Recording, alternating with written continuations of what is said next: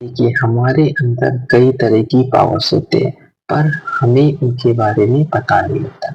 इसलिए अनजान होने की वजह से या उसकी पेज को सब्सक्राइब एंड फॉलो ज़रूर कर लीजिए।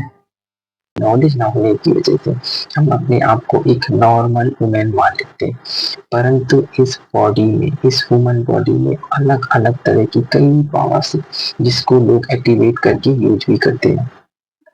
देखिए, जिन लोगों के हेयर ब्राउन कलर के होते हैं या फिर अलग कलर्स के होते हैं, तो समझ लीजिए उनका ये न्यूरॉन अलग तरह से डिजाइन है, यानी कि वह अपने पास्ट बर्थ में किसी ना किसी पास्ट बर्थ में उन्होंने रूप बदलने की कला सीखी थी।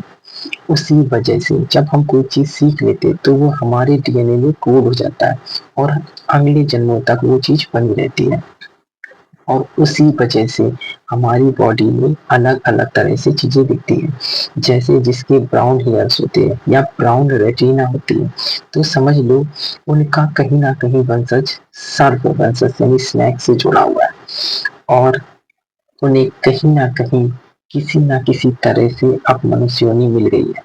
परंतु मनुष्य योनि में भी कई तरह के वेरिएशंस होते हैं और एक रीज़न तो ये हो गया कि वो कहीं न कहीं सर्प वंशज से थे, यानी स्नेक के वंशज से थे और अब ह्यूमन बॉडी मिल गई है। दूसरा रीज़न ये है कि वे अपने पास्ट बर्थ में रूप बदलने की कला जानते थे, जिसकी वजह से रूप बदलने की कला को एक्टिवेट करने की वजह से उनकी पूरी बॉडी में चेंजमेंट आया।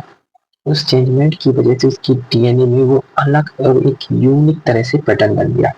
वह पैटर्न आपने उस पिछले पास्ट बर्थ में यानी कि अपने पास्ट बर्थ में किया था, परंतु इस बर्थ में आपको वो चीज़ याद नहीं है। परंतु वह पैटर्न जो आपके डीएनए में बन गया था, वह आपकी बॉडी में किसी न किसी फॉर्म में शो होता है।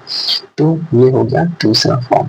इससे पता चलता है कि आपकी बॉडी पास्ट बर्थ में क्या रही थी, उसकी एनालाइज़ करके, उसकी डीएनए की कोड को एनालाइज़ करके आपकी चीज़ें जानी जा सकती है।